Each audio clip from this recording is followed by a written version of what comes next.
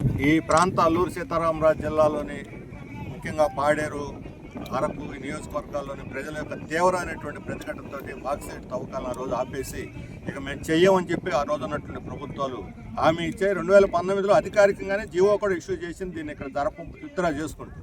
ఇప్పుడు ఉన్నటువంటి కేంద్ర ప్రభుత్వం ఈ మొత్తం ఏరియాలో 1450 కిలోమీటర్ల పరిధిలో 5 మండలాల్లో ఈ బాక్సైట్ సర్వేలు చేయడానికి కొన్ని కంపెనీలకి, ప్రైవేట్ కంపెనీలకి అనుమతినివ్వడం అనేది చట్టవిరుద్ధం.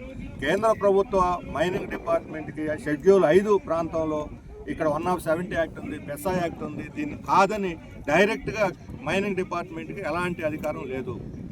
వాళ్ళు చట్టాన్ని, రాజ్యాంగాన్ని ధిక్కరించి ఇక్కడ యంత్రాంగానికి తెలియదని చెప్పి అంటున్నారు.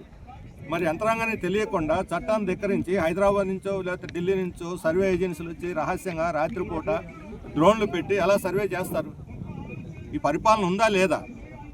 అందువల్ల ఈ అక్రమమైనటువంటి రాజ్యాంగ విరుద్ధమైనటువంటి బాక్సైట్ తవ్వకాలని, ఈ సర్వేలని పూర్తిగా నిలుపుదల చేయాలని చెప్పి మేము డిమాండ్ చేస్తున్నాం. ఈ ప్రాంత ప్రజలు దానికి వ్యతిరేకంగా గతంలో పోరాడారు, ఇప్పుడు కూడా పోరాటంగా సిద్ధంగా ఉన్నారు. ఈ ఆదివాసీ ప్రాంతాలని కార్పొరేట్ కంపెనీలకు అప్పచెప్పి ఆదివాసీల ఉనికిని దెబ్బకొట్టడానికి, కార్పొరేట్ల లాభాల కోసం ఆదివాసీలు బతుకుని బుగ్గిపాలు చేయడానికి ప్రభుత్వం సిద్ధమైనట్టు కనిపిస్తుంది. రాష్ట్ర ప్రభుత్వం వెంటనే వీటన్నిటిని కూడా ఉత్తరా చేసేసుకొని ప్రజలకి విశ్వాసానికి నింపేదానికి హామీ ఇవ్వాలని చెప్పి మేము డిమాండ్ చేస్తున్నాం. ఇలా కాకుండా మొండిగా ఈ కంపెనీలకి ఒత్తాసు పలికి ఈ సర్వేలు ఎలాగ కొనసాగితే ప్రజల నుంచి ప్రతిఘటన తీవ్రంగా ఎదుర్కోవాల్సి వస్తుందని చెప్పి మేము హెచ్చరిస్తా ఉన్నాం. సాగుతున్నమాట వాస్తవం. మనకు కూడా రేర్ ఎర్త్ మెటీరియల్ కావాలి, మనం కూడా అభివృద్ధి కావాలి. కానీ ఎవరి కోసం? ఈ రేర్ ఎర్త్ మెటీరియల్స్ అన్నీ కార్పొరేట్ కంపెనీలు కట్టబెట్టి వాళ్లకు కోటాను కోట్ల లాభాలు సృష్టించి పెట్టి వాళ్ళని సంపన్నులు చేసి ఇక్కడ ఉన్నటువంటి ఆదివాసులను అణగదొక్కి వాళ్ళకి బతుకు లేకుండా వాళ్ళ భవిష్యత్తుని దెబ్బతీయటానిక మీరు ఈ రేర్ ఎర్త్ మెటీరియల్స్ గెజెట్లు తెచ్చారని అడుగుతా ఉన్నాను. కార్పొరేట్ కంపెనీలు పోషించడానికి మన సంపదని, ఈ రాష్ట్రంలో ఈ ఏజెన్సీలో ఉన్నటువంటి సంపదని విదేశాలకు తరలించి పెద్ద పెద్ద కంపెనీలు లాభాలు పొందడానికి ఎట్టి పరిస్థితుల్లో ఇక్కడ ఆదివాసుల అనుమతి ఎవరు అని చెప్పి తేల్చి చెప్పడానికే ఈరోజు ఈ సభ నిర్వహిస్తాం. ఈరోజు కేంద్ర ప్రభుత్వం మైనింగ్ డిపార్ట్మెంట్ ఒక గెజెట్ ఇచ్చింది. అందులో చింతపల్లి మండలాన్ని కూడా పేర్కొంది. ఇక్కడ ఈ బాక్సైట్తో పాటు ఇతర కొన్ని రకాల మినరల్స్ మైనింగ్ ఉన్నది. వీటన్నిటిని తవ్వటానికి ఒక గవర్నమెంట్ ఏజెన్సీకి, ఒక ప్రైవేట్ ఏజెన్సీకి అనుమతిస్తున్నామని నేను ఒకటి అడుగుతున్నాను. కేంద్ర మైనింగ్ శాఖకి ఏజెన్సీలో మైనింగ్ తవ్వటానికి ఎవరు అధికారం ఇచ్చారో అని అడుగుతా ఉన్నాను. తెలియని వాళ్ళు, అమాయకులు, ప్రభుత్వానికి మాత్రం అధికారం లేదనొచ్చు.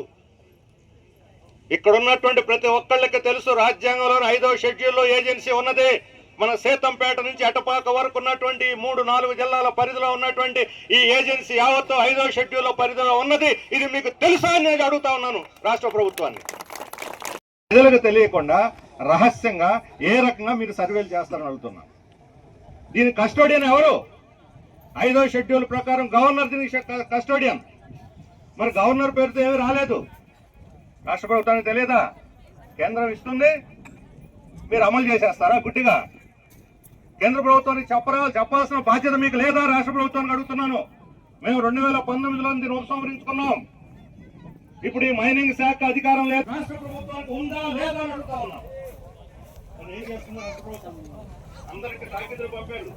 రెవెన్యూ డిపార్ట్మెంట్ కి, కలెక్టర్ గారికి, ఎస్పీ గారికి, ఇతర ట్రైబల్ వెల్ఫేర్ డిపార్ట్మెంట్ కి అందరికీ తాకిదులు పంపారు. ఢిల్లీ నుంచి తాకిదులు పంపలేదు కదా. మీరు ప్రజల పక్షంగా ఉంటారా? లేకపోతే ఇక్కడ మైనింగ్ దోచుకోపోవడానికి కార్పొరేట్లు ఊడిగం చేస్తారని చెప్పండి. ప్రభుత్వం యొక్క మైనింగ్ డిపార్ట్మెంట్ కి నేరుగా ఇక్కడ తవ్వకాలు జరిపేటువంటి అధికారం లేదు. మరొకసారి చిచ్చు రేపటానికి, అశాంతిని రెచ్చగొట్టడానికి కేంద్ర రాష్ట్ర ప్రభుత్వాలు బాక్సైట్ పేరుతోటి ఈరోజు మరలా ప్రయత్నం చేస్తున్నాయి. ఇప్పటి వరకు ప్రశాంతంగా ఉన్నారు. అనేక సమస్యలు ఉన్నప్పటికీ కూడా వాటన్నిటి పరిష్కరించే ధైర్యంతో ఇప్పటి వరకు గిరిజనులు ఇక్కడ జీవిస్తున్నారు. ఒకసారి మైనింగ్ పేరుతో బాక్సైట్ వచ్చిందంటే, ఒక్కసారి ఆ బాక్సైట్ పేరుతోటి కార్పొరేట్ కంపెనీలకు అడుగు పెట్టాయంటే మొత్తం గిరిజనుల యొక్క ఉనికికే ఇక్కడ ప్రమాదం వస్తుంది. మనం ఇక్కడ తింటామా, పని చేస్తున్నామా, బతుకుతున్నామా లేదా, మన పిల్లలు ఏమిటి, వాళ్ళ చదువు ఏంటి, వాళ్ళ ఆరోగ్యం ఏంటి పట్టించుకునేటువంటి వాళ్ళే ఉండరు. ఇది మన అనుభవం. అందుకనే 2002లో బాక్సైట్ వచ్చినప్పుడు లేగినటువంటి అసంతృప్తి పెద్ద ప్రజ్వలనమై పెద్ద ఉద్యమంగా మారితే చివరికి అన్ని పార్టీలు వాటిని మేము అమలు చేయము, ఉపసంహరించుకుంటామని చెప్పవలసినటువంటి దుస్థితి ఆ రోజు ఏర్పడింది. 2019లో అధికారికంగా ఇక్కడ బాక్సైట్ మేము చెయ్యమని చెప్పి ఉపసంహరించుకున్నారు. ప్రభుత్వమే ఉపసంహరించుకున్నటువంటి ఈ బాక్సైట్ తవ్వకాలు, ఈ మైనింగ్ తవ్వకాలు మరలా ఇప్పుడు ఎలా ప్రవేశించాయని మేము అడుగుతున్నాం. ఎవరి కోసం ఎవరు అడిగారు? ఎవరైనా తీర్మానం చేసి ఇక్కడ మాకు మైనింగ్ పెట్టండి, బాక్సైట్ తవ్వి పెట్టండి అని ఎవరైనా గ్రామసభ ఏమైనా తీర్మానం చేసిందా? ఎవరైనా ప్రజాప్రతినిధులు అడిగారా? నేను మొన్న పత్రికలో కూడా చూశాను.